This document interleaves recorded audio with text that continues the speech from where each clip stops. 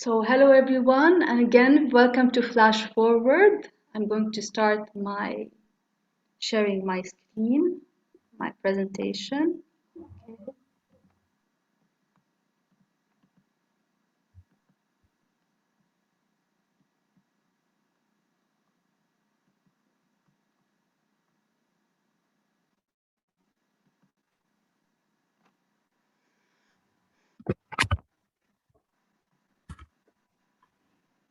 Okay, can you all see my screen? Is everything clear? Yes, we can see. Great. So our session today is Nature as Mentor, Measure, and Model for Best Practices.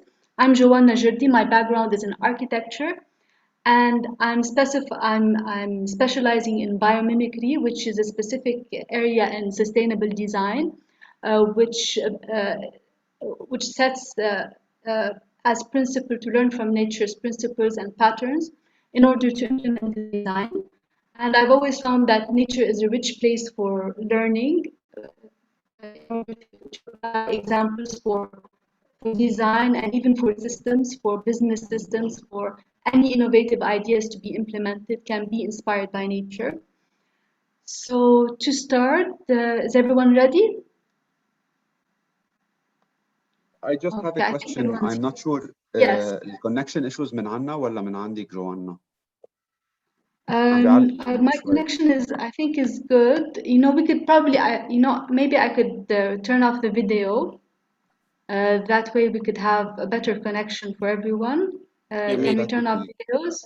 Okay. الصوت كان عم يعلق شوي بس. Okay. Okay, thank you. Okay. No, I think we're good. Okay. If anyone has any issues, you could share it. Okay. So we'll start. Okay, first of all, we were talking about sustainable development goals, and one of the key issues in sustainable development goals is connecting with our planet and really knowing our planet well, knowing that it has limited resources. It's one planet, it has boundaries, and thus the definition of planetary boundaries, which are the basis of scientific studies that are defining the limitations, the limited resources that we have on Earth that we really need to pay attention to. So we have different components of planetary boundaries. We have climate change, we have novel entities, stratospheric ozone depletion, atmospheric aerosol loading, ocean acidification, biochemical flows, freshwater use, land systems change, and biospheric integrity. So these are the components that compose the resources that we have on Earth that we really need to take care of. Like, for example, today there's a lot of talk about climate change and how much it's impacting our planet and how much it's changing the way that we live and all the disturbances that we are accounting in terms of um, having wildfires and having floods. So this is affected by climate change. So in the sheen that you have on the right, you can see that you have a tipping point. The first, you have circles. The first small circle is the tipping point, inside which those boundaries are in a safe space where they're in good condition, as per their studies. But in the limits between the second line and the third line, there's a risk, there's a danger that we need to pay attention to. It means that our activities and the human life and human systems is affecting the planet in a destructive way, and we really need to pay attention. And this is when we have to shift our behavior in order to be on the safe side of this boundary. Now, when we reach the second tipping point, there's irreversible damage. Like, for example, in biospheric integrity is about species. It's about extinction. There are so many species that are going extinct today, and this is an irreversible damage. There are many species that we can't bring back to life, and that we can't allow to be to have the right amount and number by the right amount of time. So it's going to be a lot of species. It's going to be a long while for them to be restored and reintegrated into their habitat. So this is a big loss for the planet. There's also this the soil and the fresh water, the changes in biochemical flows. When we have, for example, phosphorus and sulfur, you have imbalanced proportions in nitrogen, in carbon. Like for example, when we are using a lot of carbon and emitting carbon dioxide into the atmosphere, these are carbon building blocks that are being detrimented, and it's creating an imbalance in the soil and even in the composition of the water. And this is one of the basic effects of pollution on our planet, detrimental effects of pollution on our planet. Now, there are certain specific boundaries, like, for example, the stratospheric ozone depletion. It was one that was at risk, but that we were able to reverse by changing our behavior. For example, when we cut down CFC use, and we changed the way that we designed refrigerators. So that led to going back in the safe space of the planetary boundaries. So in a way, our change in behavior can affect those boundaries and can affect change in the health of our planet. So this is why it's important to pay attention to those specific boundaries and numbers that the scientists are giving. Okay, so this leads also to a new economic perception. Kate Raworth is an economist that studied economy, and in her studies, her traditional studies in economy, they talk about GDP growth, like growth that just goes to indefinite scales, indefinite growth. And this is not realistic. Kate Raworth is someone who has experience in international non-governmental organizations and has seen that it is important to have a balance, that we need to rethink our economic system in order to have a balance between providing the dignity, the human dignity, providing needs of humans, but at the same time paying attention to not overuse resources, to not deplete Earth's resources, to not cause pollution, to really be respectful of the planetary boundaries. So it's not about creating infinite growth, it's about creating growth that minds the balance, the harmony between providing a human dignity and maintaining sustainability of our planet's resources. And that has an effect on the way we practice businesses and in the practice of business and how we design our organizations. So today we talk about shared value, and shared value is about the triple bottom line, which is having maintaining economic impact, but at the same time environmental impact and social impact. So it's about creating continuous in economic impact. We need to create continuous feedback loops in order to best provide services and products and develop them well. We want to have an equitable distribution of wealth. In environmental impact, we want to practice environmentally conscious practices and at the same time have resource efficiency. In social impact, we want to build partnerships and create cooperative relationships throughout our practice. At the same time, we want to be sensitive to our community and be able to contribute to our community needs. And those also align with Sustainable Development Goals, which also are part of this triple bottom line, and they're a developed part of this triple bottom line. And that's why those practices allow us also to be implementing Sustainable Development Goals in more details with their targets. And they're the basis, actually, the triple bottom line. So now we want to think of our organization as a system. what is a system? As per Donella Meadows, a system is a set of things, people, cells, molecules, interconnected in such a way that they produce their own pattern of behavior over time. The system may be buffered, constricted, triggered, or driven by outside forces. But the system's response to these forces is characteristic of itself, and that response is seldom simple in the real world. So a system is a complex being. It's a living being that is composed of elements that are interconnected. They have relationships between each other, and they form an entity in itself. And they also provide a response to outside stresses. At the same time, there's what we call the leverage point. The leverage point within a system is an intervention within a system that can create a transformative impact of the outcome of the system. Like, for example, if we implement clean energy, if we choose to have, for example, solar PV systems instead of having electricity via the traditional fuel system, we would be we would be affecting the carbon footprint of our country. So this is a big leverage point. This change of choice, this change of system, of the way of what we choose, this intervention could create a big change in the outcome, and that's why we call it a leverage point.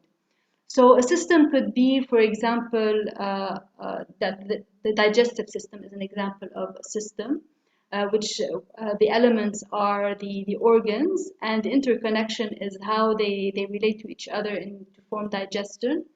And you have the team, they're interconnected by the rules of the game, and the elements are the players, the coach, the ball. So this is in itself a system, and I invite you to think of your organization or your business as a system. So an example of a leverage point that shifted a system in a business.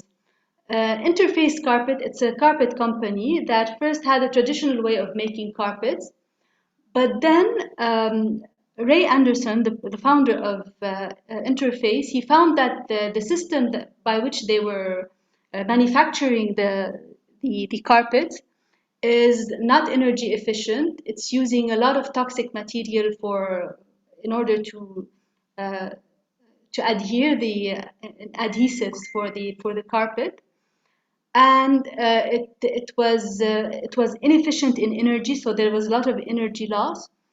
So the important leverage point within that organization was to redesign the system as a whole.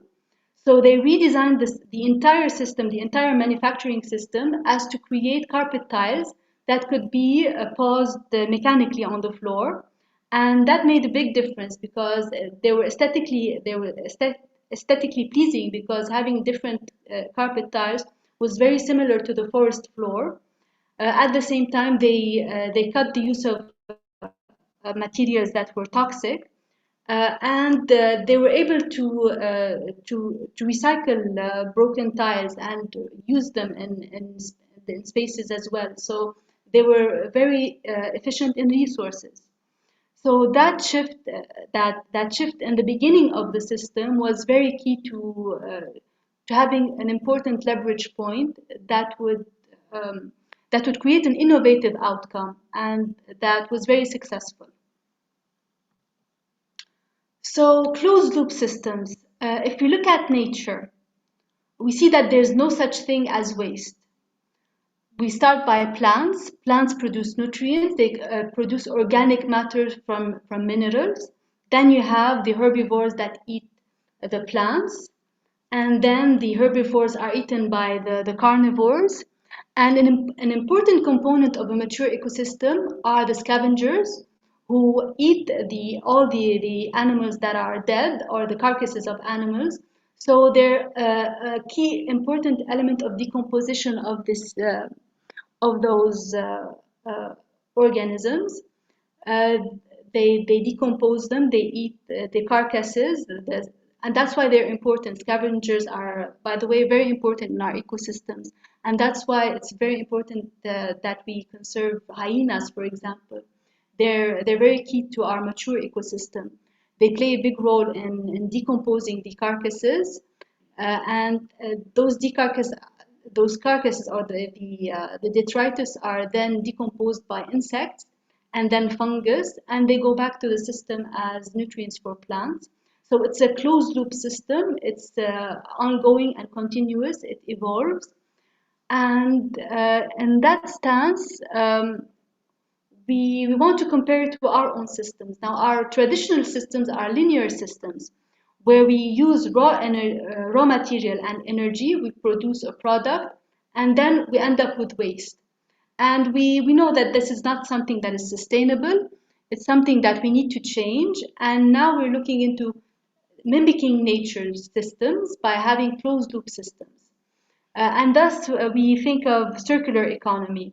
And it's a way it's replicating nature's systems in order to have sustainable production that creates byproducts that can be recycled and reformed into composite materials that could be reused, and energy that also can be recycled and reintegrated into the system, and a cooperative relationship between different industries that could share resources and or exchange resources and benefit from uh, ridding themselves of the concept of waste, because waste is something that is only man-made and it doesn't exist in nature.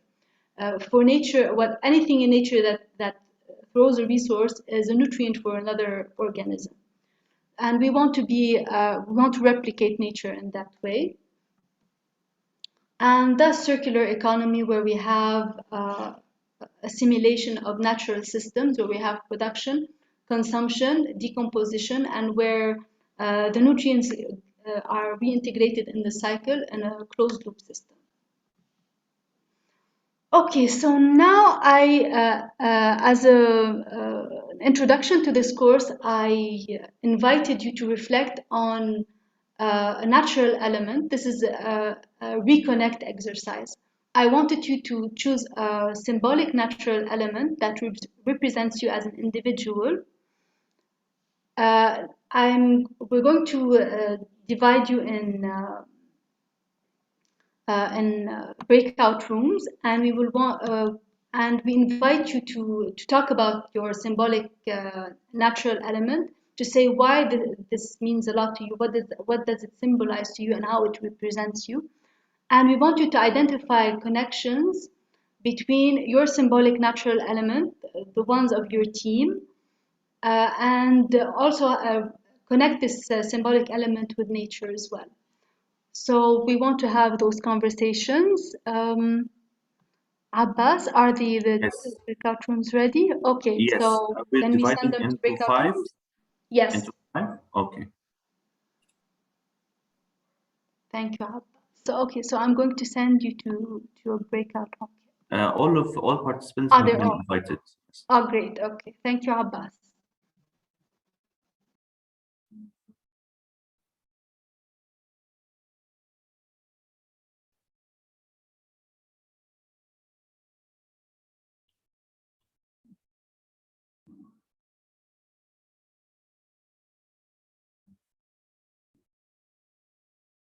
جوانا Yes, Abbas. قد ايه هي الساعة رح نرجع من البريك اوت؟ We could, I think 5 minutes is sufficient. شاء I think 11:35 or 11:30. هلا 11:25. 25, yes. 35, okay? Okay, 35 I think is good. I think they have the time to have a conversation, right? Yes. Okay, thank you so much, Abbas. We're recording, right? Everything's good. It's Yes. all good. I send them that we will, for all, that we will be back at 11:35. Thank you so much. Can you send me in the chat التاسك إنه شو بدهم يرجعوا يعملوا؟ Okay, yes.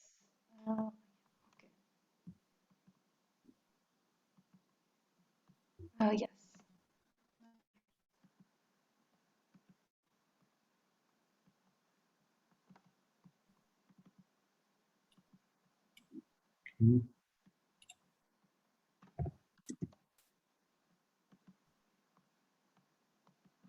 Okay.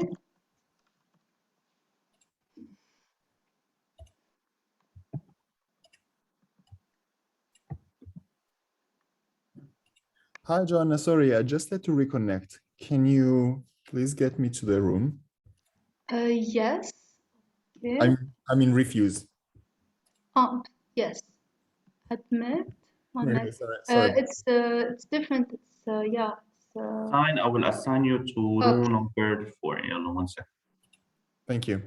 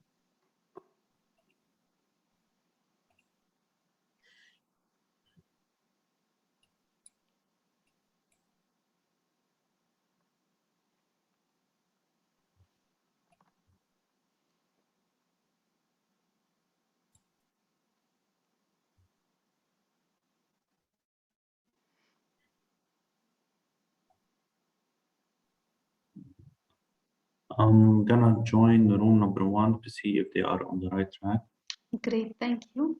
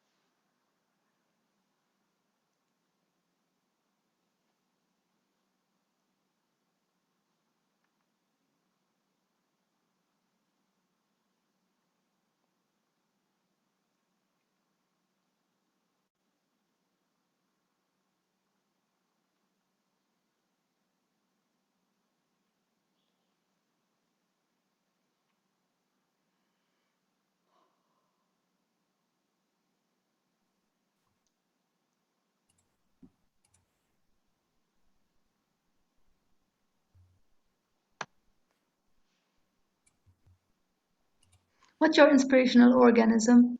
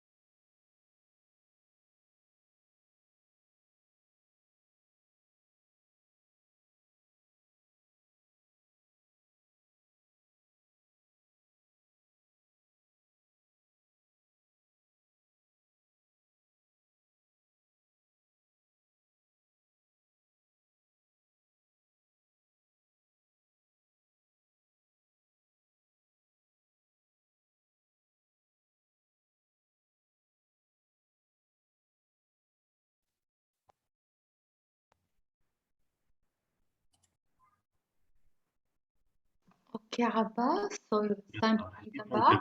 Okay. Okay. Back. Okay, great. Giving them 60 seconds, so all participants will be back. Great. Okay.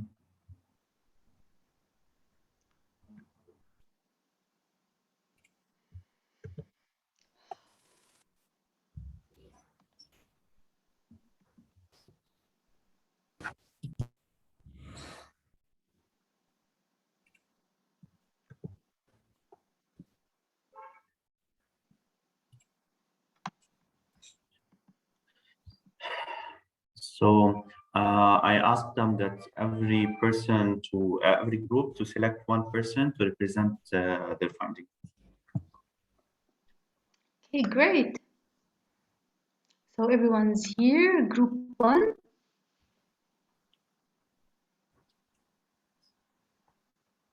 So I think now all of them, they are. Okay.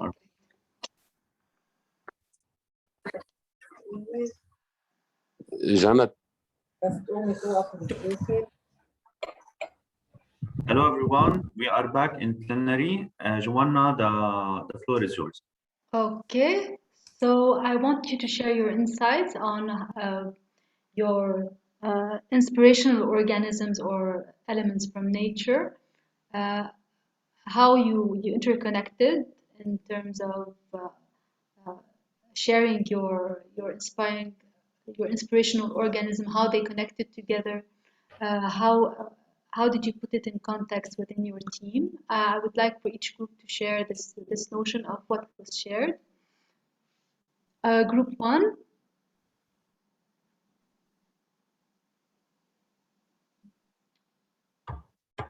تحبوا أحكي عنكم أو؟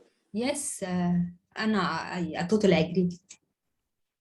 طيب نحن كنا 4 ما انتبهت الا بعدين، سوري لمستر بات كانوا معنا كمان، بس يمكن انضموا متاخرين ما بعرف. بس المهم 3 من 4 كان الشجره المعمره هي السيمبل تبعنا، لانه جذورها عميقه بالتاريخ، ولانه حاليا ولانها بترمز كمان للمستقبل يلي ممكن نعطيه لاولادنا من خلال الثمر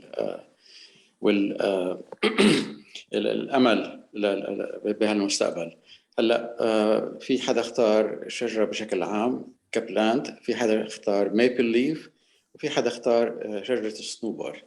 بعدين في مستر بات ميريام بعتقد اختارت الفاير. حقيقة ميريام بدها تحرقنا كلنا لأنه نحن كلنا خشب. لا it doesn't mean. لا عم بمزح. ايه بس كمان الفاير كتير مرتبطة بالخشب، ما تغلطي يعني، لأنه النار ترافقت مع الأشجار مع تاريخ البشرية، وأول ما اكتشف الإنسان النار وصارت عنصر مهم بحياته، كمان كان الخشب هو الوقود تبعها يلي خليها تتطور وتصير اللي هي. ففي ترابط كبير كبير بين الخشب وبين النار، فأكيد الرابط موجود. مريم في شيء تحبوا تزيدوا شيء؟ رولا، إلي؟ I'm fine باللي قلته. Yes, same from our end. Thank you, doctor. Thank you so much. Brilliant. That's so beautiful. So the contrast between really the utmost brilliant organism, which is the tree and its complexity, and also the force of destruction, which is fire, which is also part of nature, because nature is always in regeneration. It's always recreating itself. So it's part of the cycle. Lovely reflection. Thank you so much, Team One. بس نص دقيقة بعد ممكن. نحن كمان أعطينا بعض أكثر لشجرة مثلناها بالوطن يلي حاليا مريض ودبلان وعم مشقق، لأنه جذوره الفساد ممتد إلى 50-60 سنة وصلتنا لهون بهالشجرة اللي هي وطننا. فلحتى نحن نغير، ما في شيء أهم من إنه تدريجيا وعبر جيل كامل نغير. وهذا هي هون sustainable development، sustainable شو اسمه، خصوصا بالagriculture، نغير هالجذور هيدي اللي فيها كتير فساد، منخورة بالفساد، لحتى نبني جيل يكون له مستقبل مختلف تماما عن الوطن اللي احنا فيه هلا. وهذا اللي عم نعمله كلنا سوا هون. That's it. Brilliant. Thank you so much, Dr. Zain. Okay.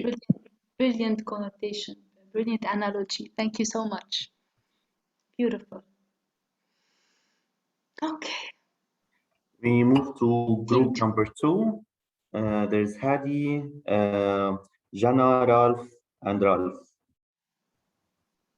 So who's representing group number 2?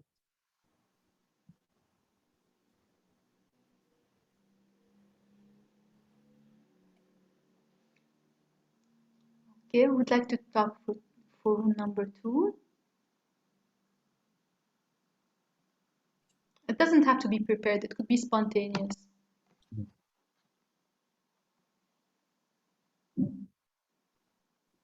Maybe we move to group number 3. Okay. Jana, okay. I was muted. Okay. Yeah, okay. so the thing is Hadi was facing connection problems, so Ralph and I were only able to discuss. So we decided that Ralph, let me just confirm his family name. Burji or Speh? Ralph Speh would be the wind, Ralph Burji would be the ocean, and I would be an octopus. So you're such a synchronistic team. That's lovely. Yeah, sorry, Ralph Speh is the sun because he believes that if he is present somewhere because of his positive influence and presence. He can actually light the place where he is, or light the vibes, basically. And for the second Ralph, he believes because he's the ocean, because he is always he has this energy. It's like the ocean. He has a lot of things that he is hiding deep inside, but from the outside he looks like something very nice and something you can admire. As for me, I believe that I'm the octopus, because the octopus is basically smart. He learns how to survive in the ocean more than other organisms. And the octopus has 8 hands, so he is a multitasker. So I would feel that the octopus would represent me. And we believe that the relationship between the three is very important, because the sun actually guides the animals on whether it's their day or their night. And it keeps the ocean at a certain temperature during the day and during the night, which also affects the animals that are inside, which are the octopus. And it also guides the animals where to be, because if, for example, because the reflection of the sun in the water and the ocean reflects this sun reflection to the inside, then the animals would know that they are still inside the ocean, and they wouldn't go more near the light or where the light is coming. So they would know that it is their world under, and they cannot go to the sun, or they cannot go to where the sunlight is. And this is why the system is still, we believe that the system is still working, and it's a very strong system, because it's guiding a whole world which is underwater. Beautiful, thank you so much. I love the interconnections between the components that you provided, your symbolic elements, natural elements, the sun that guides. You have the ocean that also reflects and gives feedback loops to, and the organism, a brilliant organism, the octopus, a really intelligent organism, and the way it does camouflage, and it's really brilliant to study as well. So great intervention. Thank you so much. Thank you. From room 2. Thank you so much. Okay, so we can move to room 3. Our representative from Shadi, Khulud, and Yara. Hello. So I'm going to be speaking for group 3, where it was Shadi and Yara as well as myself. I chose the tree in general because it's deeply rooted and steady, but at the same time it bends with the wind and it doesn't break. Yara chose the forest, or the system of the forest, because how the animals and plants and organisms live in a symbiotic way. And Shadi chose the concept of life through nature, where, you know, it sprouts everywhere. There's it never dies. It always recycles and sprouts again. And I think the intersectionality was adaptability, and the ability to adapt, whether it's the tree by bending and not breaking, whether it's the, you know, a cooperation between the elements of the system to make it all work, and the tenacity to always just resurface and recycle itself and reinvent itself and come back to life. So yeah, so that's it. brilliant, great insights, adaptability, great term. Thank you so much, Team 3. Okay, Team 4. Jinan, Rami, Sbeh, and Umberto. Hi, I don't know if anybody can hear me. Yes, we can hear you, Umberto. Please go ahead. Okay, great. Because we couldn't hear each other in the room, so we didn't actually discuss because there was something wrong. But here, everybody can hear, right? Okay, maybe we could probably share Yes, our I can hear you. sites. Yeah, Oh, here okay. it's good. I didn't know there was a technical problem. Okay. Well, I can share mine very briefly, and then if other people can. would like to do it. So mine, I'm in refuse, and so my element is earth, because everything comes from earth and goes back to earth. And that is basically what we want to do. We want to empower people to better recycle, and this is basically to recreate the life of earth. And the interesting thing is that actually a lot of people don't realize this, and nobody cares about earth. They step on it in the same time that in the same way that people don't care about waste. But if they really would value this this cycle, we would live in a better world. So the reason why I chose earth is that we should value more this kind of cycle. And if we realize this, we are able to better manage the waste, give it the value, and really live in a circular, zero waste world. So my element is earth. Brilliant, very valuable. Yes, it's the source, definitely the source and the provider of resource of all for all living beings. And I also invite you to see, there is a beautiful documentary called Fantastic Fungi. It talks about mushrooms and the mycelial network, and it talks about how it spreads in the earth and how it communicates organisms within each other. And it's such an interesting documentary. So I think you'd really love it. Yeah, thank you. Invite you to see it. Yeah.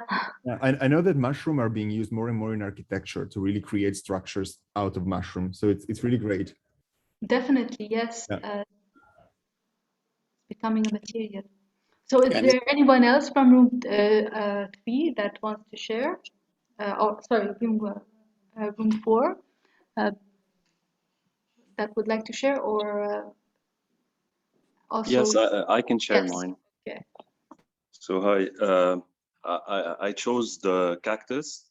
So for mainly 3 reasons. First, it's resilient. Second, when you see it, you think it's misplaced in a desert, so you can see something green.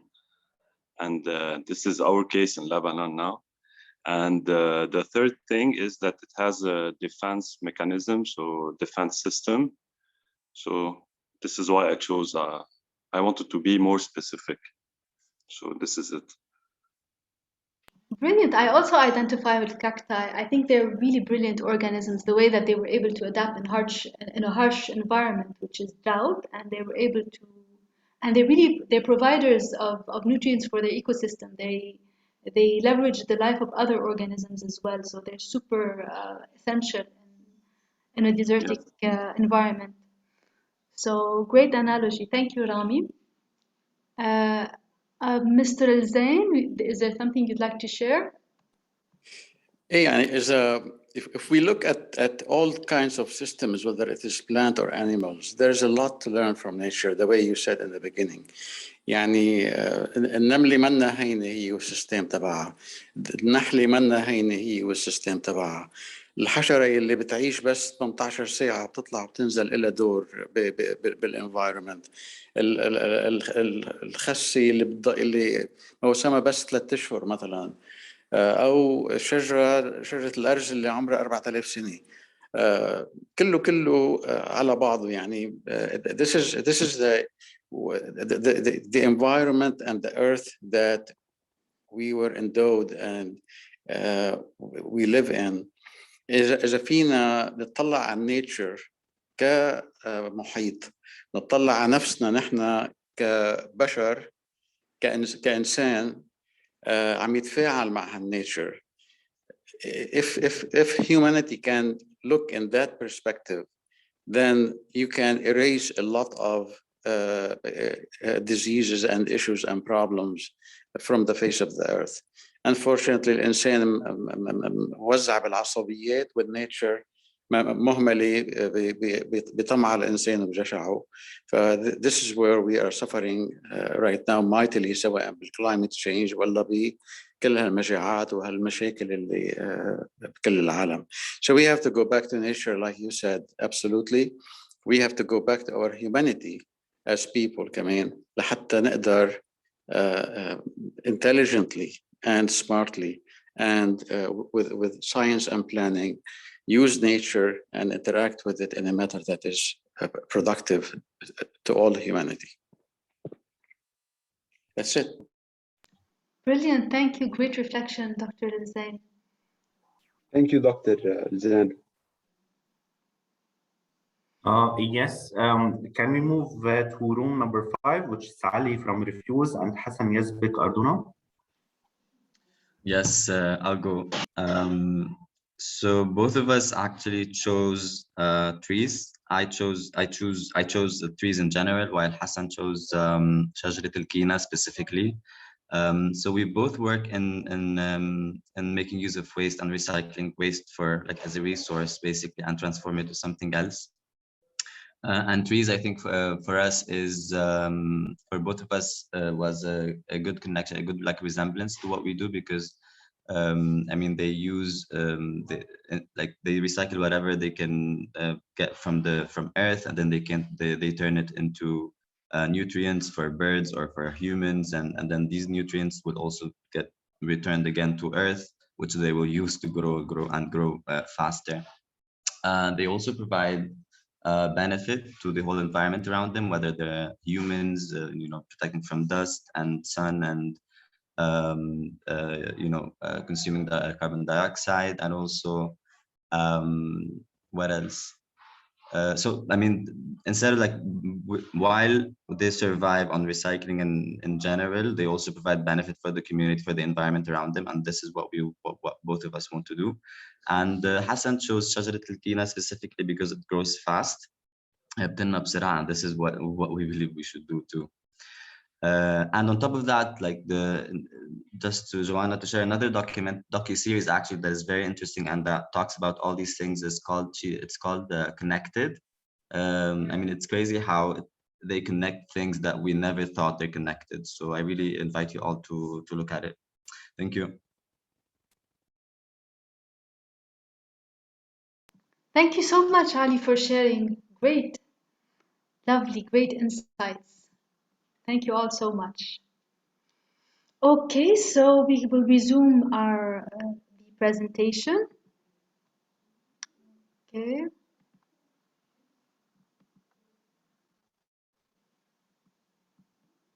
Okay.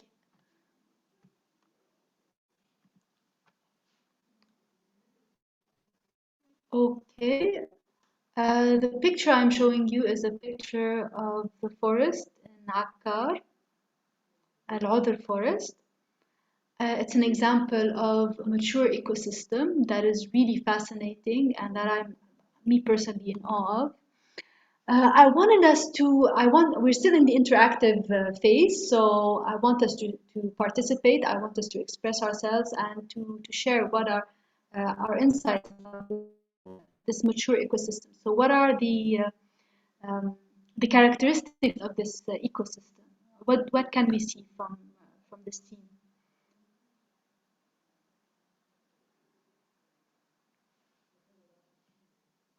Anyone would like to share?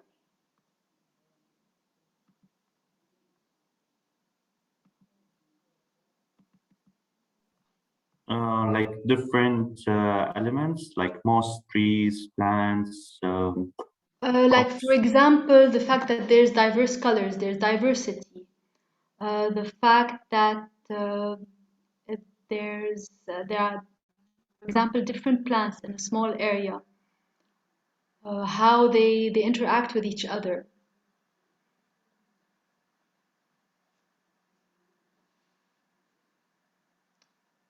Like for example, the fact that there's detritus on the floor from leaves. Would anyone like to just give an impression of what is it that you see in this picture? هيدي من الورق اللي على الأرض مبين إنه فصل الخريف كمان. وشغلة تانية إنه إذا الإهمال أوقات بيسبب نمو الأمراض، يعني أجذوع الشجر عليهم فطريات، ففي هون شوية إهمال، بس بنفس الوقت مثل ما قلت في صخر حواليهم بيوحي قديش عمق الشجرة تفاعلها مع محيطها. الصخر بيحميلها، بيخلي جذورها ستيبت تحت، ما بيخليها تقبع، وهن جذور بيلاقوا طريقهم تحت الأرض بين الصخرات لحتى يغمقوا أكتر ويكونوا أقوى وأمتن. ففي تفاعل هون بين عدة عوامل أو عدة مكونات للشجرة والمحيط تبعها. Great, thank you so much, Dr. Zain. Great observation. في شيء that I always find interesting. هلا ما بفهم الدكتور زين بالطبيعة بس دايما على الصخر في هدول مثل السجاد اللي بيطلع الأخضر which I find very interesting. إنه personally I wouldn't expect يكون في حياة على الصخرة. فبتفرجي قديش الطبيعة مثل هيك في connection بين بعضهم وقديش حتى in the most unexpected places بتلاقوا إنه there's a place for life and growth. Definitely, and they're the most complex and essential organisms because they existed, they're the principal organisms that existed, and they paved the way for the rest of the forest. The small organisms that you see on the floor, on rocks, and how they created cooperative relationships with bacteria, with fungi in order to create living space from rocks. This is something that is truly fascinating, as you said. So thank you so much. Yes, great observation. Okay, we'll take one more observation if anyone likes to participate. For me, I can share an idea. Okay. For the crisis we are living now. So I think the fuel crisis يعني المضغوط يعني العالم هلا رايحين على شوي وضع إنه مشكلة العالم محتاجة تتدفى على المضغوط. So I am thinking إنه هلا حيبقوا هول الشجرات وحيصير فيهم شيء. هلا حنقدر نحافظ على الإيكو سيستم على الخضر نعرف في لبنان بعد هالمرحلة أو في. وهذا التساؤل عندنا.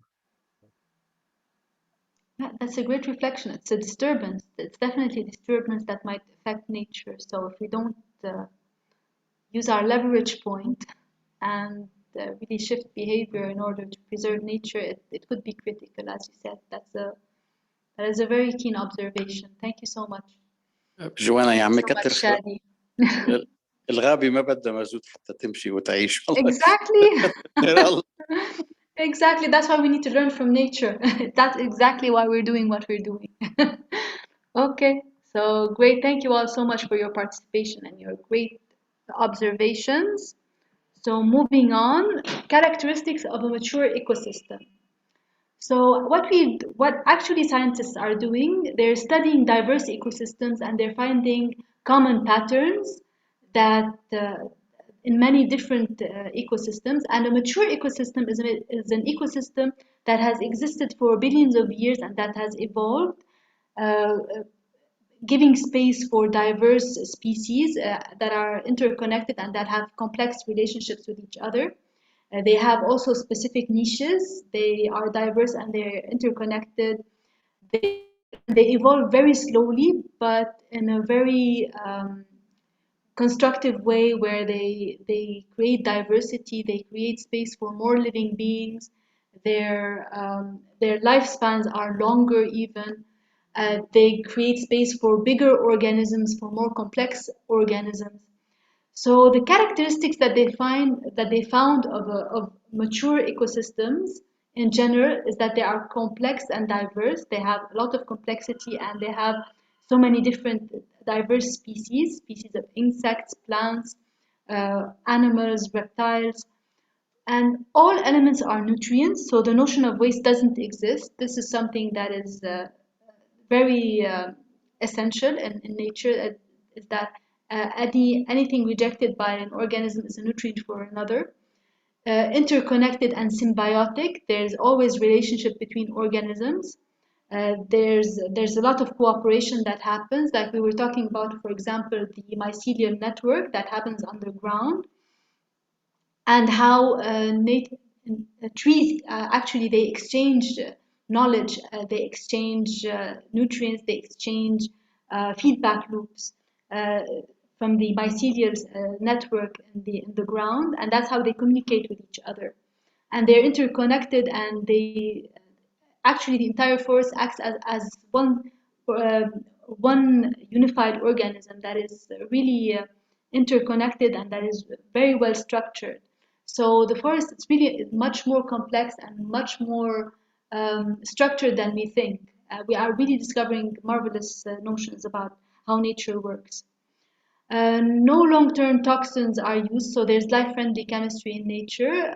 There are always components that could be decomposed and they could be taken by other organisms. Widely distributed nutrients on expanded areas. It's regenerative, so nature, as Shadi also mentioned, that it maintains itself throughout disturbances and it recreates itself. So it's capable of withstanding disturbances and traumas and rising and finding new ways to re-exist and grow and develop itself. And okay, next, so thus this is called biomimicry. The notion of biomimicry is actually learning from nature, is learning all those concepts, those lessons from nature.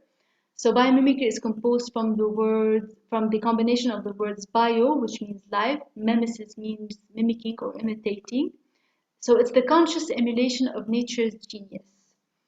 And this is where we study those concepts and those specific organisms and how they function and how we could replicate those lessons in our designs. So it's the bridge, it's the functional bridge that relates the human design challenge with biological models in order for us to learn more well-adapted ways of existing. So first we have a problem that needs to be solved.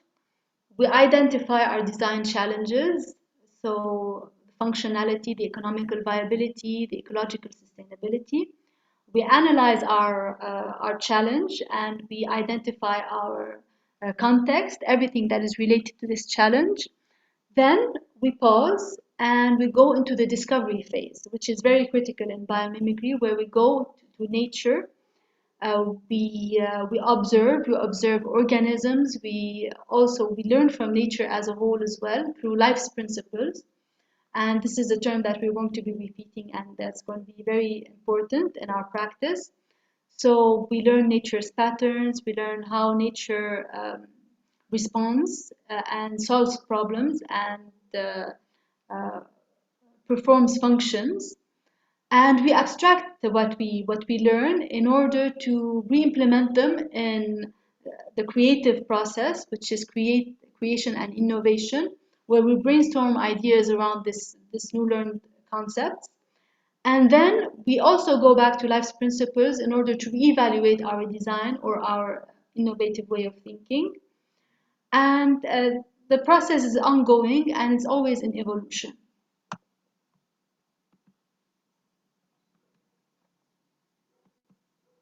Okay, so this is a map of the environmental challenges. So we have groundwater contamination that affects the water, loss of minerals, freshwater scarcity.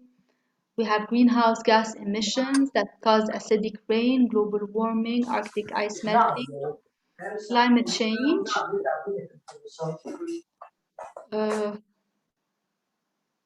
Okay, so biomimicry elements. So biomimicry elements are the pillars of biomimicry. In order to really learn from nature and to truly replicate nature's examples in our designs, we have three pillars that we need to keep in mind, which are ethos. First of all, having ethos, which is deep respect for life, nature, and core values. So it's the principles that are founded in ecocentrism, valuing life, and creating designs that are meant to be conducive to life. So this is the ethos. Then we have the reconnect. So it's really knowing how to reconnect with nature, knowing how to listen, to observe, to really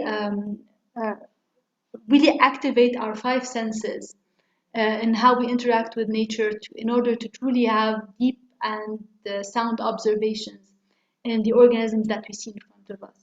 So strengthening our bond with nature and we as part of nature as well.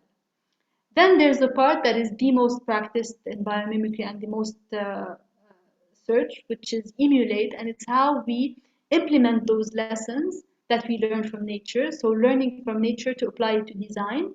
We can learn from natural forms, like for example, conceiving forms that are more aerodynamic, For example, that was done for the Shinkansen train. It's mimicking the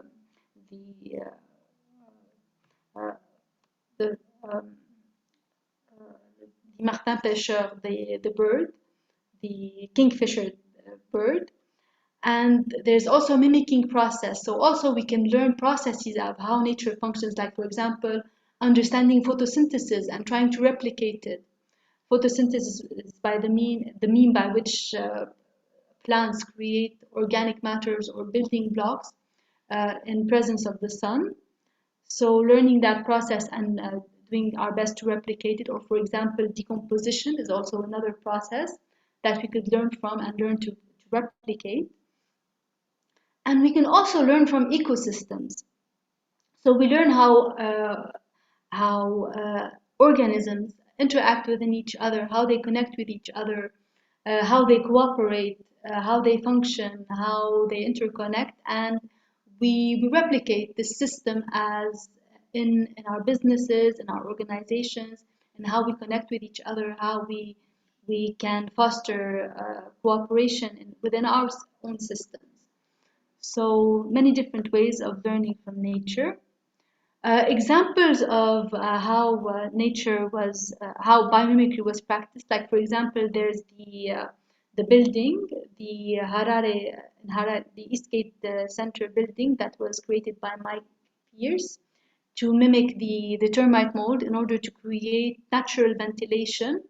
So optimizing energy efficiency by not needing the ventilation or the HVAC traditional system by having natural ventilation. It's, for example, in creating vertical gardens by being inspired by epiphytes.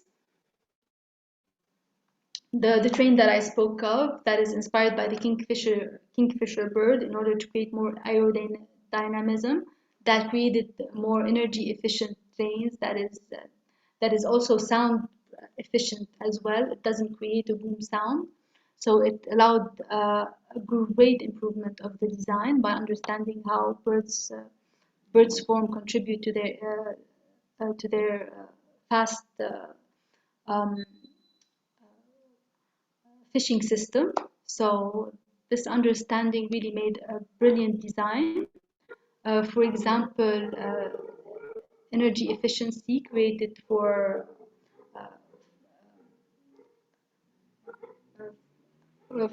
windmills, mimicking the form of the whale fin, the bumps in the whale fin that created more efficiency, or the form of the sunflower the sunflower and its pattern in order to create more efficient sun PV systems in their installation. And they're also emulating the the system, the forest ecosystem, and how it interacts together in order to have closed loop systems in manufacturing.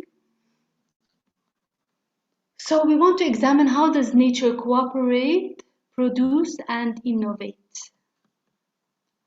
So for example, the way nature cooperates is by playing complementary roles, so shading, regulating light, providing structure to support climbers. For example, where we have different types of plants. You have the climbers that climb on trees in order to have access to more light.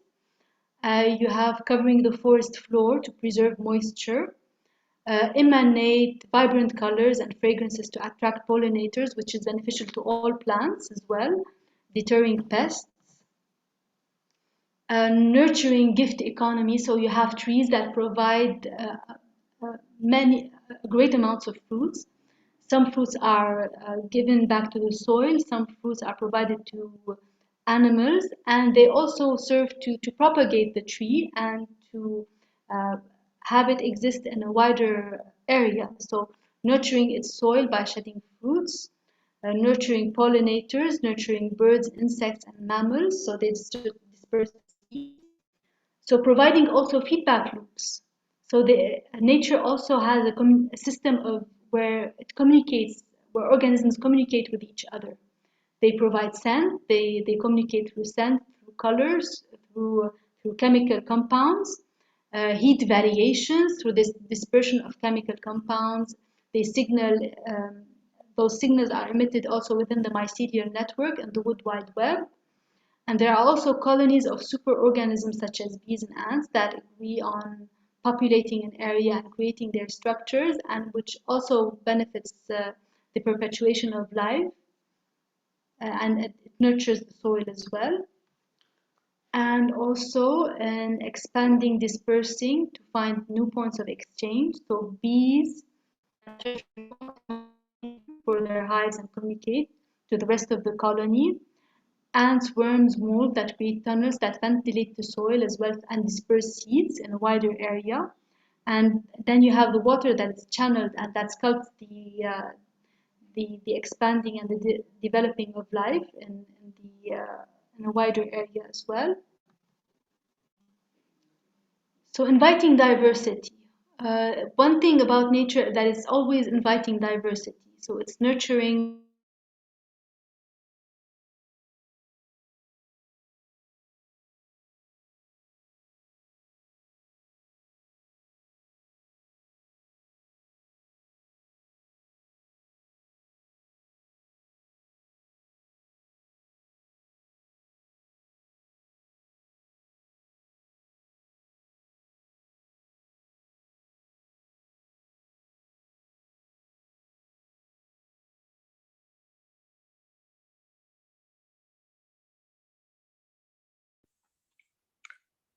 We lost sound. Yes, I thought that it was just at my side. So no, I think so. Everybody. Yes. I think we lost Joanna. I think electricity. 1 second, and we'll bring her back.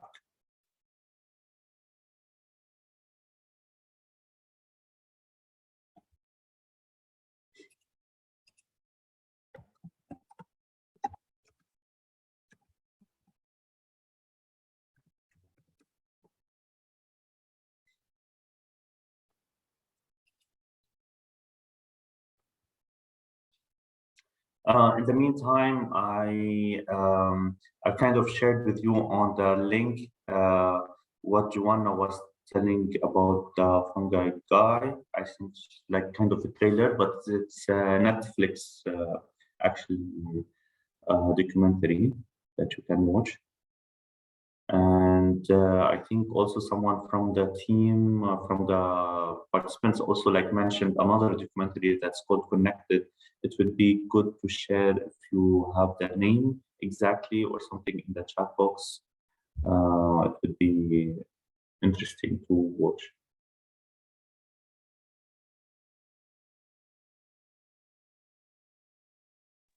Thank you, Abbas. You're welcome. I'm trying to connect with one now. 1 second.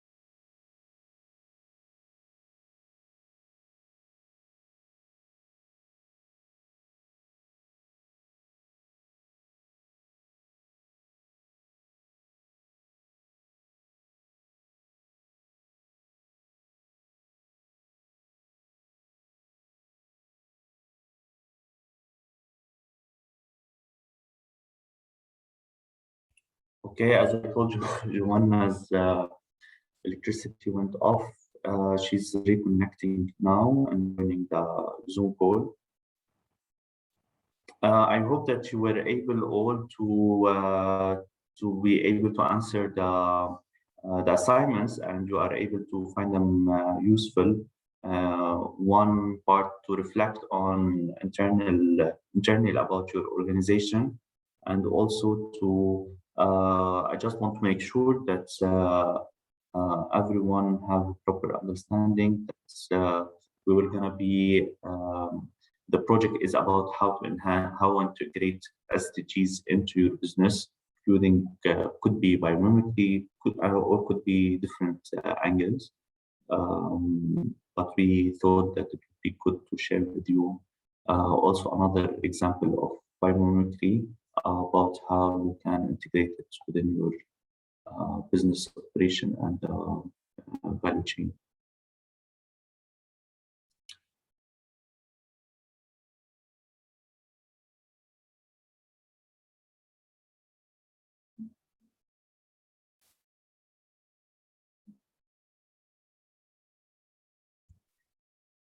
Also, like I will use the time to ask you, like Joanna have asked to have your logos so we can add them to our website and and refer back to your organization by giving you like kind of from our global network also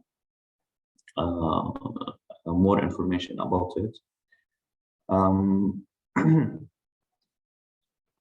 And I think also Joanna would be inviting you for the event on October 15. Hi everyone, I'm so sorry. An unexpected event happened, which is really expected here, but it's electricity cut. I'm so sorry. Okay. I wasn't aware. Where did I cut off?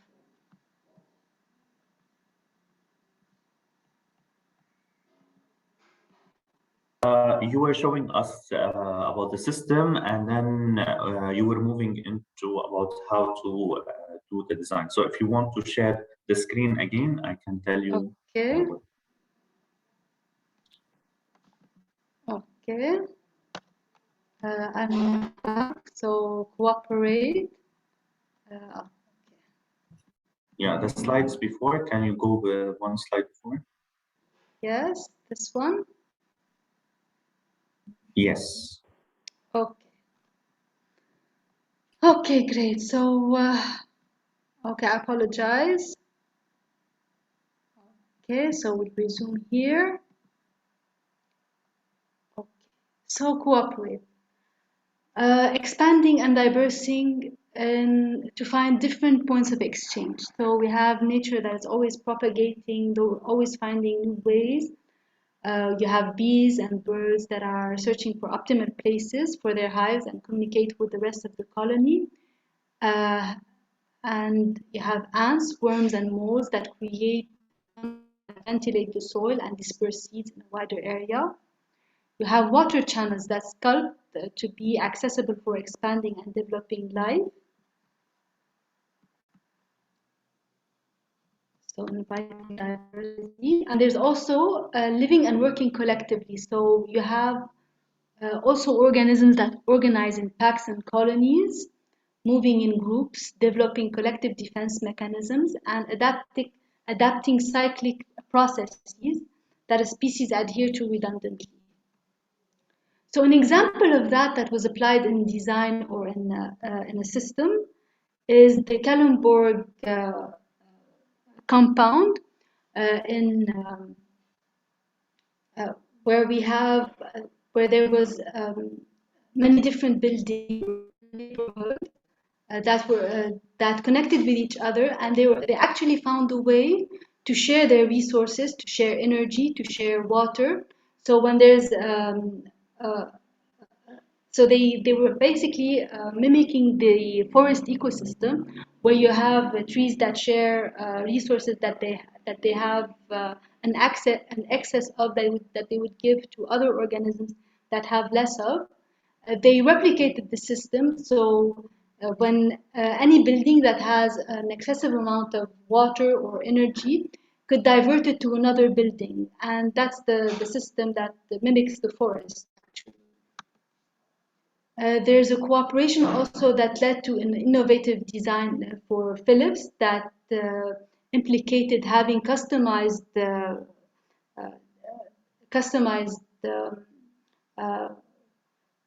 lighting systems, it's by integrating design, architectural design into their systems. So they provide design and their lighting components, their technical components to connect with the client and to really respond to the specific client needs.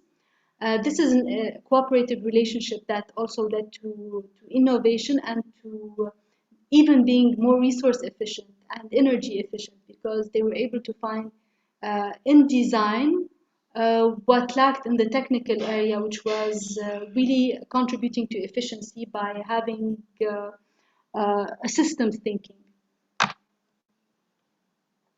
So how does nature produce? We find that nature assembles diverse components together using readily available and abundant material, welding processes to create texture, they recycle materials, and they create modular and nested components.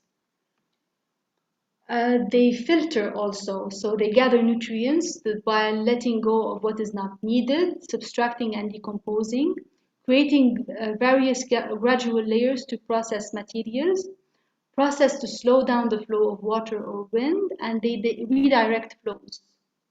Transforming, we have a lot of transformations also that happen in nature. So readily available biochemical processes, complex molecules out of simple elements, break down complex components to benign elements. There's building processes as well, so creating structures, integrating diversity, like for example, the way that spiders operate. They create structures in their webs. They create complex structures actually. They are resource and energy efficient by optimizing strength and utility of produced materials and structures. They create microstructures to optimize the intended materials properties. So examples of that production in human design is how we're rethinking fashion as well. So there are many companies, like for example Patagonia, is rethinking fashion in a way that they just fix what is already there. They take old materials, old clothes, and they fix it and they make it proper for reuse. And we also have locally Fabric Aid that is also acquiring old clothes and are able to create new clothes out of what is recycled. So this is a new way of thinking in order to recuperate materials and keep them in a closed loop system. Also interface that we spoke of previously. How does nature innovate? So we see in nature evolution how species like they move to new areas and then they adapt new ways of existing in that. Like for example, developing like in finches, like how they develop their beaks in order to adapt to the new location that they are in. So they adapt in a way to have local nutrients to protect themselves from predators and to withstand abiotic conditions as well.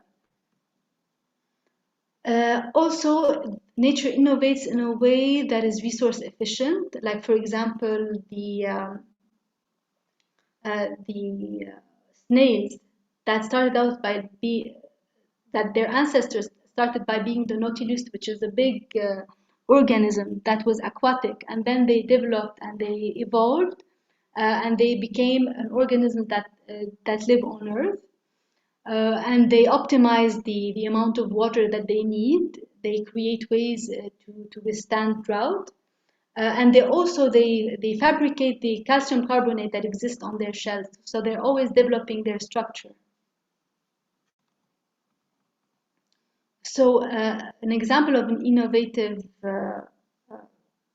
organism is the platypus and how it combines many different components that we find in different organisms in order to adapt to its surroundings. We have mutation of species, like for example, elephant is a species that came from a mutation, but that adapted well in its environment and it sustained itself. So innovation in human design, we find two forms of innovation. We have disruptive innovation that is groundbreaking, like for example, the advent of the internet or the cell phones, and how they were used, and they changed our way of living. And then you have the incremental innovations, which are used to advance a design from something that is good to respond to specific added needs or added improvements that can enhance the design and thus innovate one step at a time. Now I'm going to remind you of the planetary boundaries, and we're going to talk about Earth's operating conditions. So nature operates within its specific limits and conditions that regulate its adaptation. So Earth has limited water atmosphere, sunlight, from which all energy ultimately derives. Earth operates on gravity and sunlight. Earth operates in cyclic processes. Earth exists in a state of dynamic non-equilibrium. It maintains an ecological and chemical balance despite being in a constant state of change, much as our bodies maintain homeostasis despite despite our movement, and also keeping the state of flux despite movement. So Earth's operating conditions are gravity, sunlight, and water. Limits and so everything operates according to gravity, sunlight, and water. These are resources that are essential and that dictate how we live. The fact that we have limited resources, like for example, here we see the proportions of water and air in comparison to Earth's volume. The cyclic processes, like for example, the lunar cycles, the solar cycles, which create seasons. So we are bound by those cyclic processes. And there's the dynamic non-equilibrium, which is actually constant change. From that, life's principles, the fact that we are bound by those Earth conditions, we have specific principles that are patterns that are common to all life forms. The most basic life's principle is that life creates conditions conducive to life. Now we have 6 main life's principles, which are adapt to changing conditions, be locally attuned and responsive, use life-friendly chemistry, be resource efficient, which is material and energy efficient, integrate development with growth, and evolve to survive. So these are the main life's principles under which there are sub-life's principles. So in evolve to survive, I mentioned the finch and how when a species migrates to a different location, it changes it evolves to change its form in order to adapt to those new conditions. So what they do is that they replicate strategies that work. They integrate the unexpected, so they adapt to, they find ways to regenerate themselves when they have disturbances in their area. And they reshuffle information, so they combine many different ideas or adaptations in order and marry them together in order to best adapt to the area that they're in. And as I spoke also of the Nautilus and how it's the ancestor of the snail and how it evolved by being sensitive to its surroundings and developing the adaptation that it needs. So in design, now for design, we're going to talk about the specific example, the specific aspect of this business example that makes it adhere to this life's principle, evolve to survive. For example, when we talk about Kindle is a design that was made from the combination of the design of application and having also books. So it combined books with the new technology, which is application, in order to provide a positive reading experience. So it was designed in a very meticulous way for the experience to be pleasant, while at the same time optimizing resource efficiency. So we don't need any more paper, we don't need to have space, to use a great amount of space to keep books. We can have all those documents, all those reading materials in one small space. in this small component, which is the application.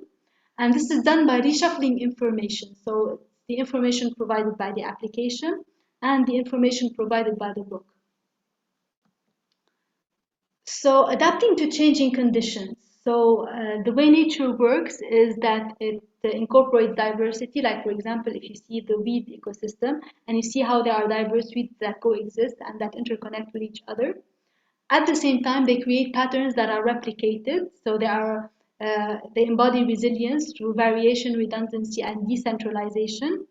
And they maintain integrity through self-renewal. So they're always renewing themselves. They're always finding a way to propagate and to continue their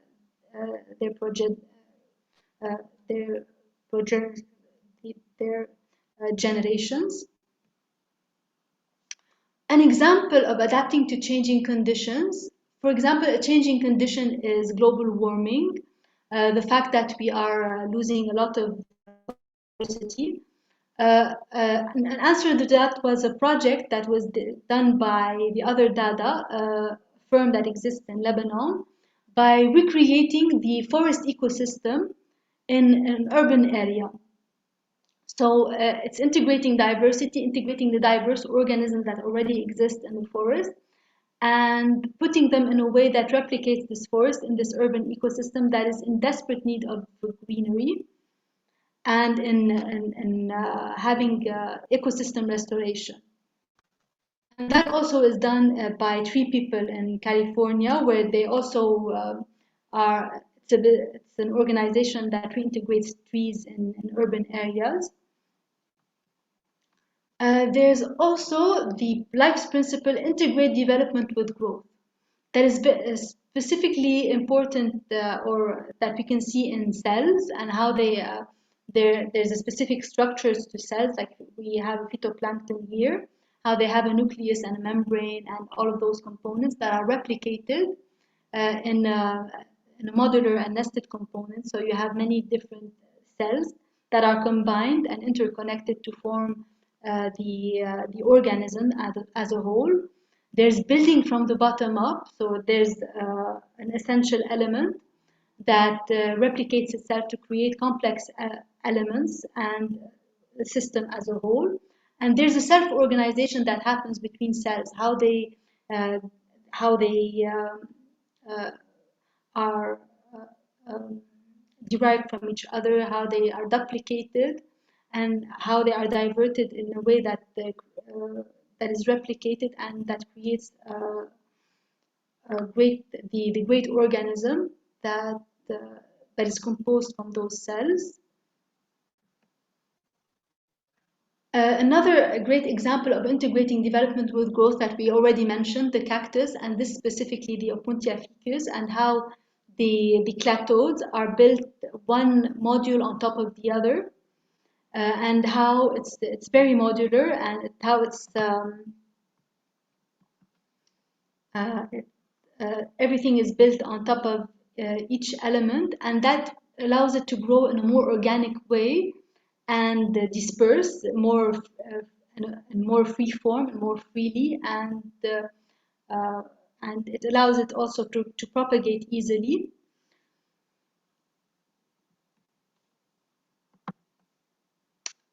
An example in business and integrate development with growth is, for example, IKEA and how they created modular components for their furniture. It made it very popular and made it very sought, and at the same time it contributed to it being economically viable by providing furniture that was inexpensive, because people just bought the modules, and the modules could be replicated easily in the factory, and the modules just they have just instructions on how those modules are combined, and you have your furniture. So this is a very interesting idea of how to integrate development with growth in design and in business. For example, the design of the Nespresso, the machine, and how it creates a circular loop. For example, when someone buys this machine, they have the cups, and and those cups they have to be recycled, and they're recycled in specific Nestle shops. So they have a closed loop system where the client always returns back to the company itself, to a point of the company, a meeting point for the company where they recycle their cups, and so there's a closed loop system where they are provided with the machine, with the function of the machine, and the elements that are always recycled and provided by this company. And what it created is economical viability for this company. So there's always the client is always returning back to this company in order to have this machine be viable and in continued usage. Another element that we talked about that is locally attuned and responsive. So locally attuned and responsive is about really being very sensitive to the environment, understanding its needs, understanding how to serve this environment, so using feedback loops.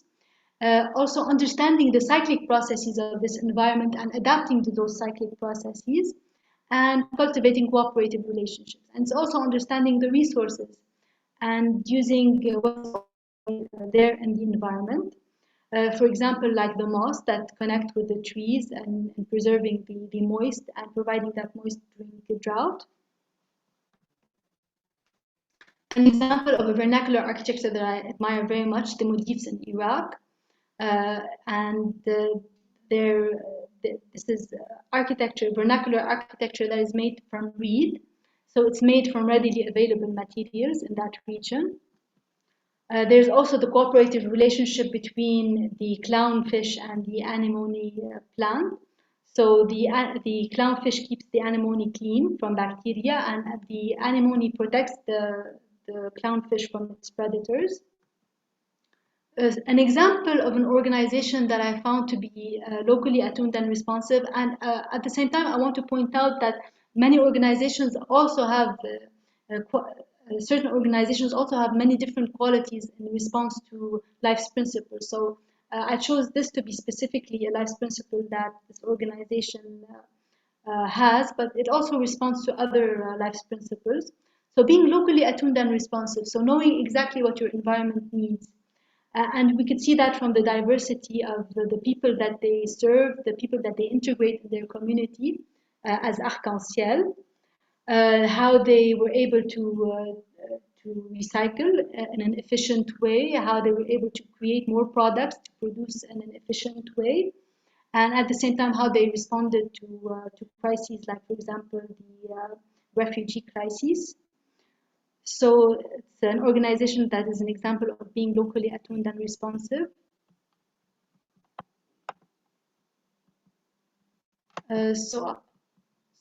Being resource efficient. Being resource efficient is about really knowing how to use the minimal amount of materials and energy to create the best design possible that serves the function the most efficiently possible. So having multifunctional design, using low energy processes, recycling materials, so being really efficient in the use of materials, and fitting form to function. And this is a design-related life's principle. Like, for example, we see nests. Nests are done by readily available materials, so they're locally responsive as well. They use a small amount of materials. They weld them with spider webs to make the design more efficient, and they make them in a form that fits exactly their need in order to maintain their eggs. So a nest is an example of resource efficiency for me. An example in business or organizational design organizations, where an organization that performs resource efficiency is in Lebanon, for example, is Cedar Environmental.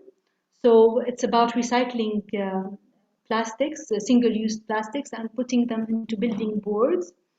They created EcoBoard, which is really brilliant, and It's a modular material that could be replicated and that could have multiple usage. We see them fitting them in different uses, like for example, in creating vertical gardens. And it's also fit to serve the function, which is creating walls.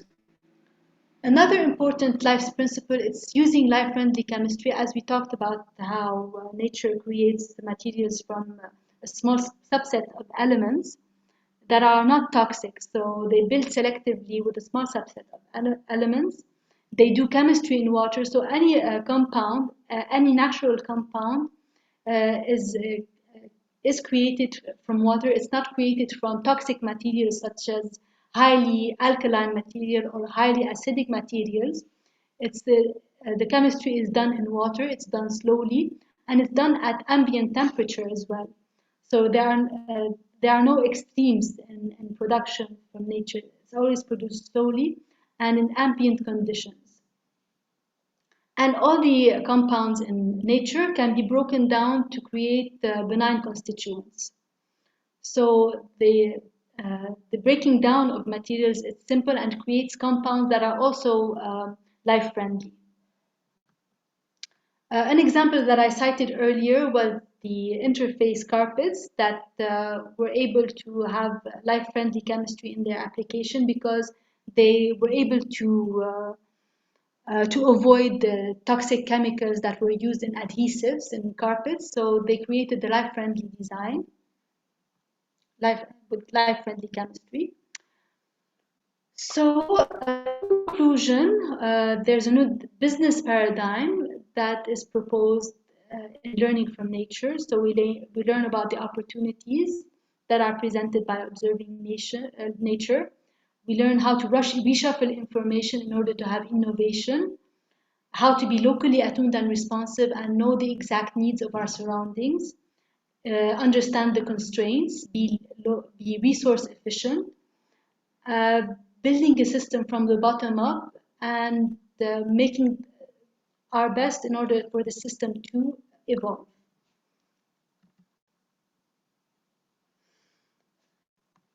Thank you.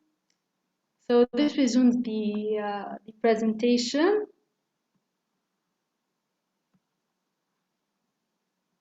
Okay. Do you have any questions?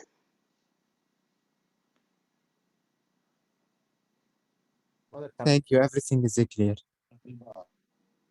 Great.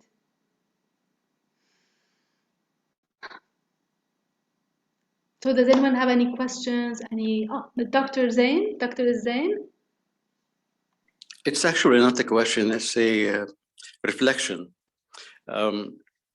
Actually, if you want to look at this issue from a high altitude, it's either human adversing nature or human in synergy with nature. Unfortunately, humans have always used nature, biomimicry, in order to recreate military purposes first. Take an example, the nuclear bomb hit Hiroshima and Nagasaki in the 40s, but the first nuclear power plant was not built until the 60s. So same thing with the biological weapons that have not been used as efficiently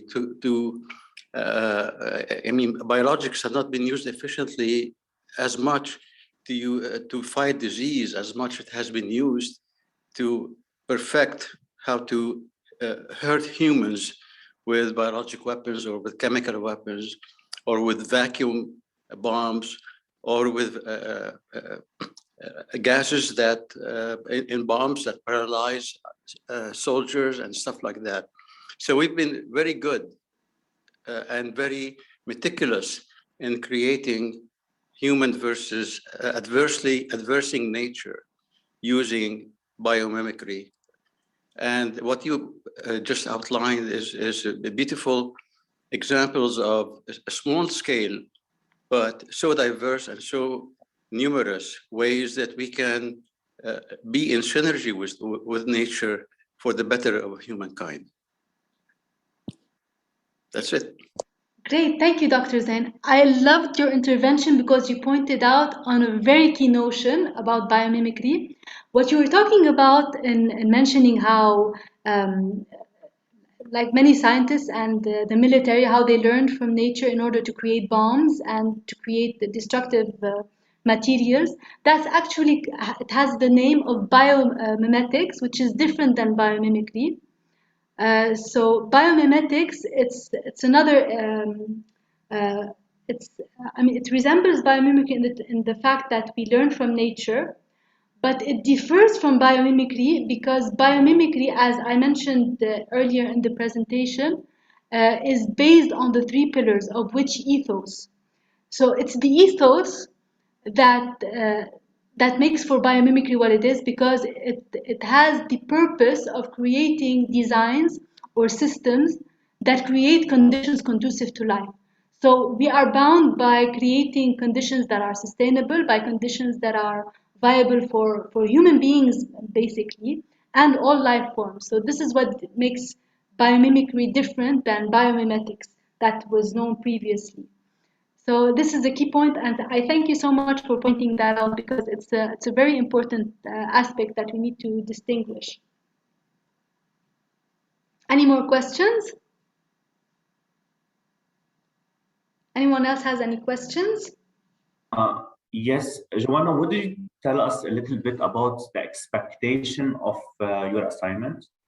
Because okay, like the topic is very interesting. You showed us like in details about environment and how it works, but one would kind of reflect and say like, oh, like my project is a little bit different. It's something hard to illustrate how I would be like our business integrating into biomimicry. Although that you showed us like Fabricate or Conseil and other data, like what they are doing in Lebanon, such examples. So can you elaborate a little bit within the coming 10 minutes as we still Okay, have? great. Okay, so what we are doing is that we're using biomimicry in order to learn from nature, to apply it in our organizational systems, in our business.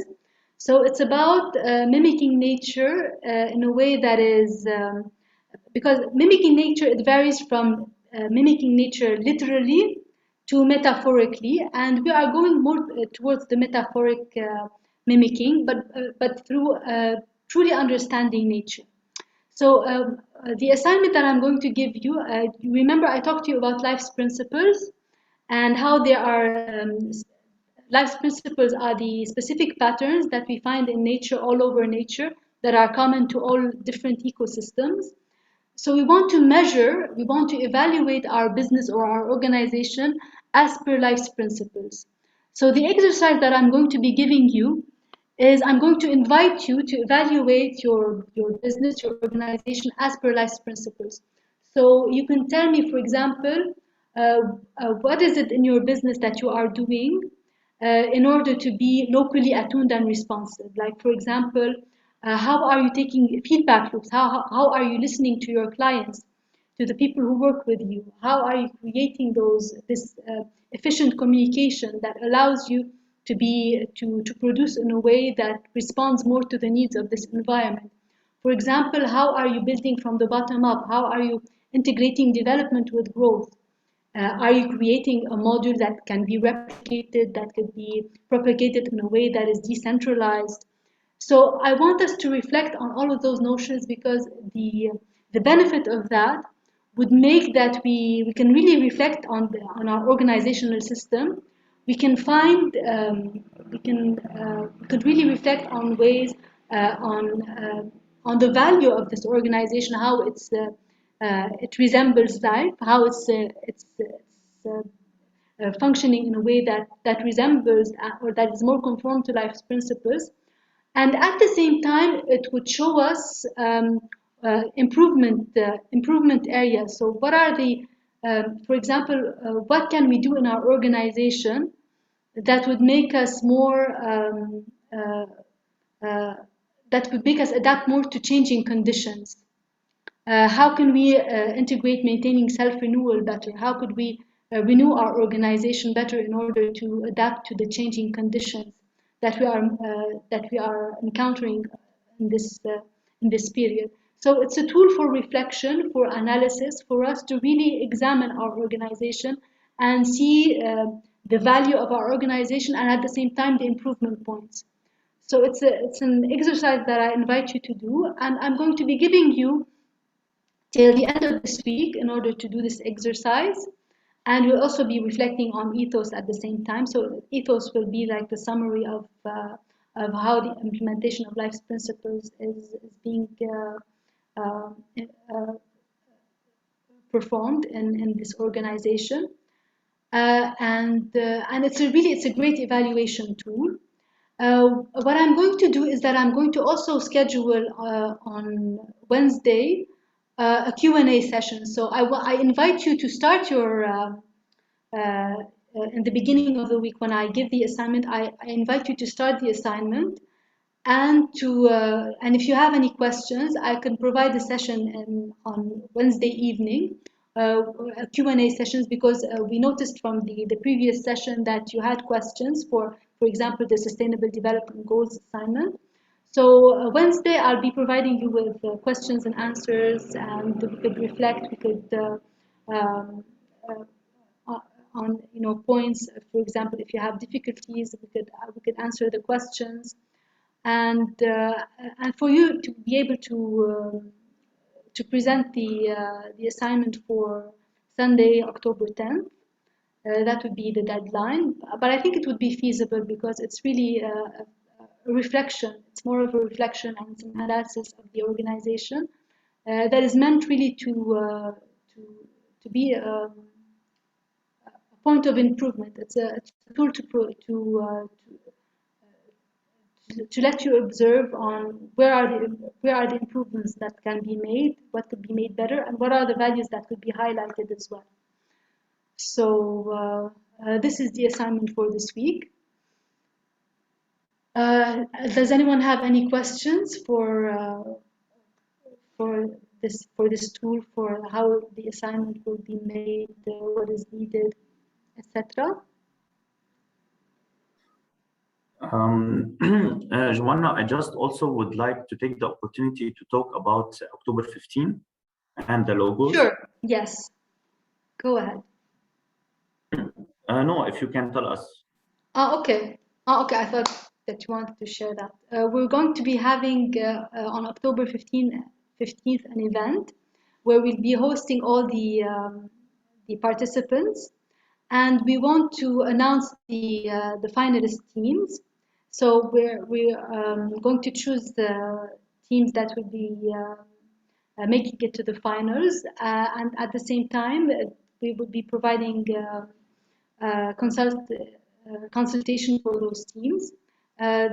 Those teams will be the specific teams that will be pitching. So we're going to choose 10 teams from the organization teams, from some of the organization teams, depending on the assignments as well. So the assignments that you submitted, we were revising them, we were assessing them, and according to those assignments, we will be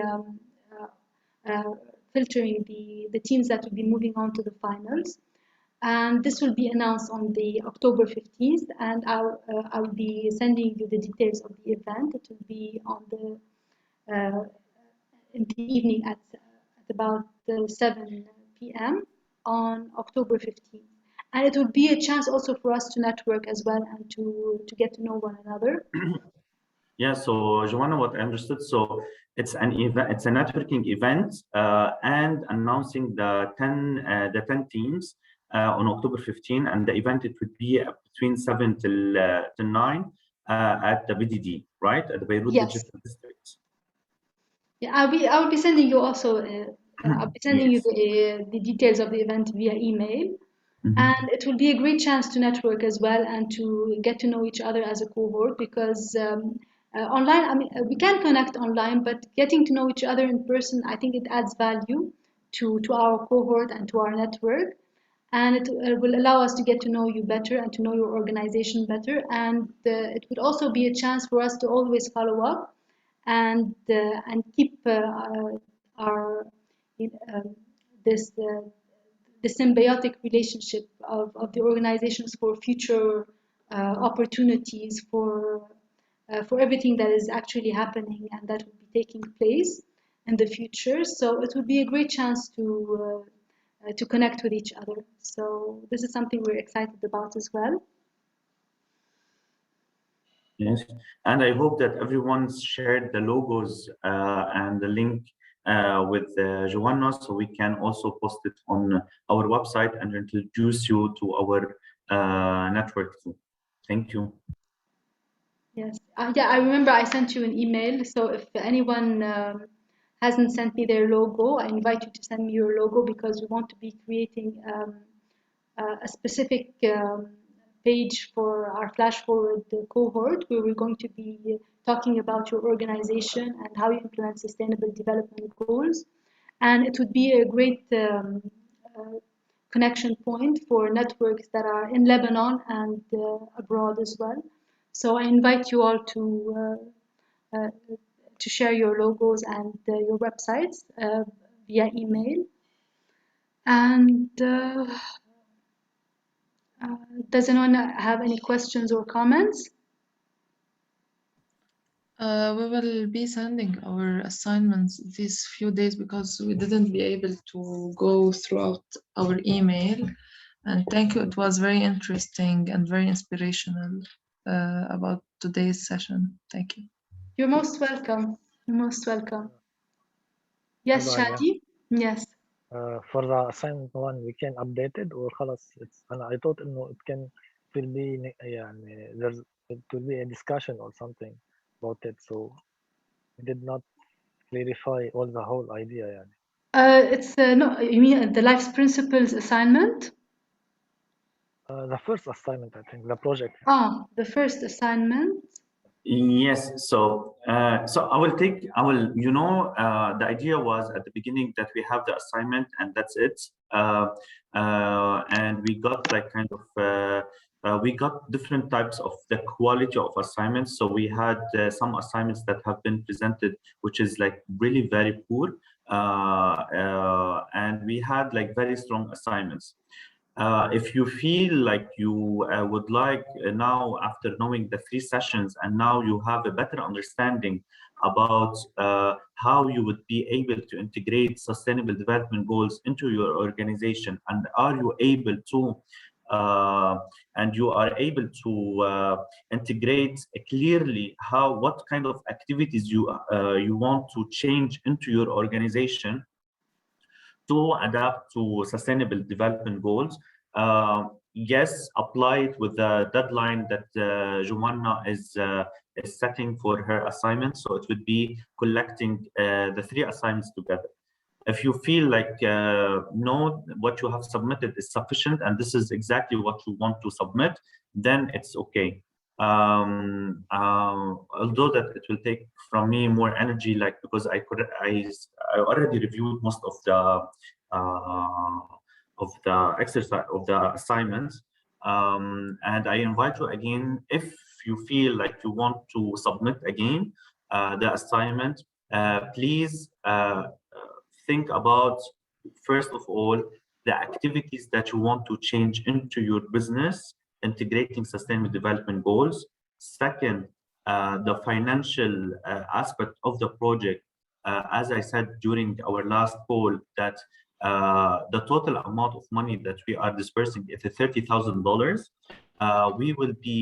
We are aiming to a minimum of 3 organizations to be the champion, and will take each $10,000. So if you're submitting a project which is like much more like 40 or 50, like because some of you have submitted projects for $40,000, so this kind of actually it's already out of the budget that we're thinking of.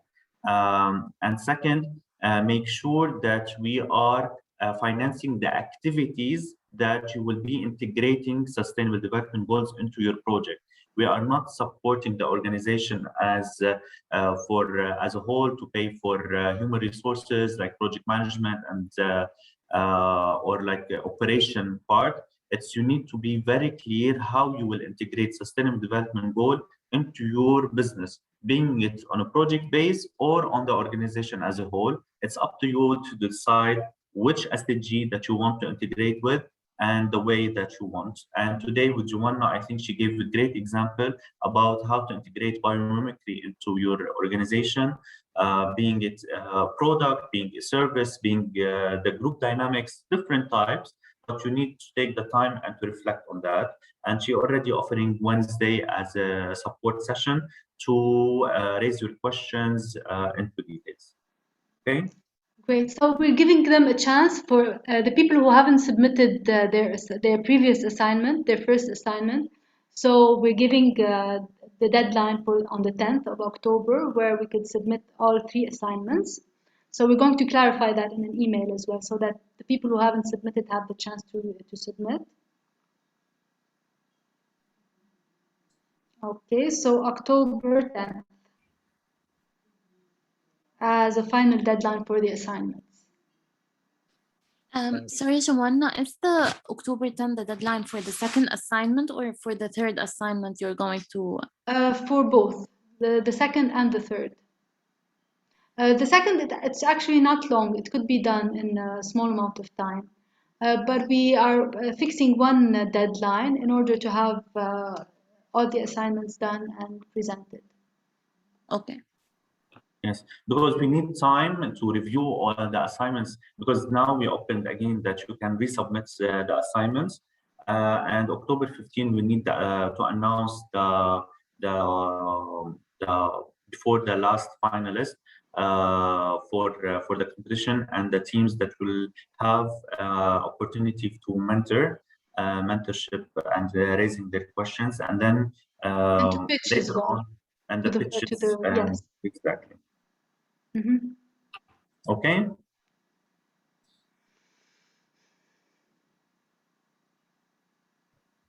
Sounds good. Thank you so much. We're looking forward to meeting you in person on the 15th of Al-Arab.